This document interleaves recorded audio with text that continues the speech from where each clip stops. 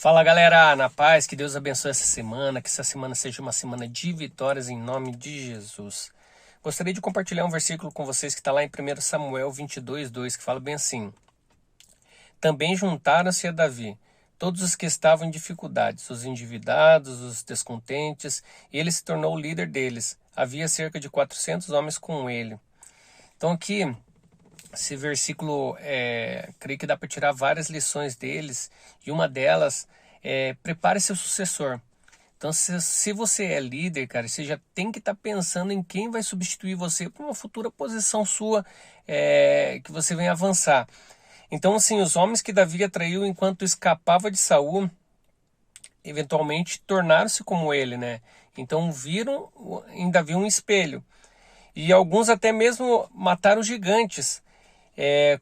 Como Davi já tinha feito isso, já tinha matado o gigante Golias. Então, assim, isso mostra que Davi reproduz o que ele é nas pessoas que estavam seguindo ele. E a gente consegue observar alguns pontos de Davi, né? Então, Davi ele atraiu homens mesmo sem buscá-los.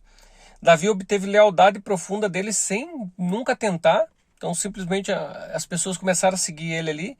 Davi transformou esses homens sem desenganá-los de seu estado atual. Você vê que, poxa, aqui no versículo diz que eram endividados, eram pessoas com dificuldades, descontentes, assim, seguindo Davi, mas Davi em nenhum momento colocou a situação atual deles para desmotivá-los.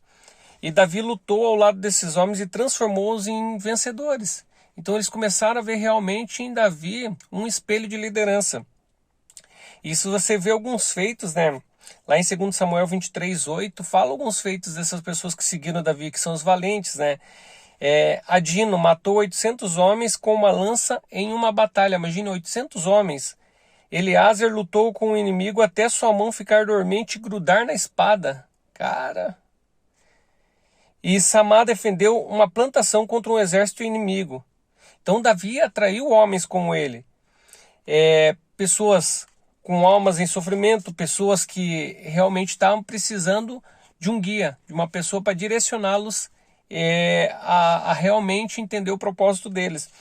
Ele reproduziu também nessas pessoas guerreiros, e a gente consegue até levantar alguns pontos, né, que Davi fez para reproduzir essa liderança dele. Então ele era um cara aberto, né? Então o modus de Davi de atrair centenas de desajustados para servi-lo. Então Davi aceitava realmente eles da maneira que eles estavam. Ele se virava. Então Davi aproveitava todas as situações ao máximo. Ele conseguiu fazer com que sua equipe se tornasse tudo o que poderia se tornar e capacitou eles a vencer. Ele recompensava as pessoas, então Davi rapidamente compartilhava tanto recompensas quanto reconhecimento pela vitória. Ele afirmava seus homens e os motivava com palavras de encorajamento e espólios de batalha. E por fim, ele era respeitável. Então Davi modelava um estilo de liderança que os outros queriam imitar, tanto amigos quanto inimigos, o respeitava igualmente. Então você vê que interessante, né?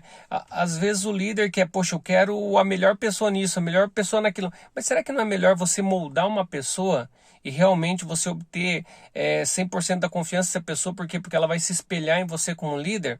Então, às vezes, cabe uma reflexão aí. Lógico que tem situações que a gente precisa realmente pessoas específicas para funções específicas, mas aqui nesse caso de Davi, não. Ele estava fugindo numa caverna, pessoas começaram a seguir ele e essas pessoas se tornaram realmente espelho dele.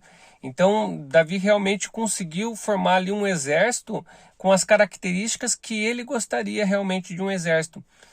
Então, assim, fica aí a dica para vocês.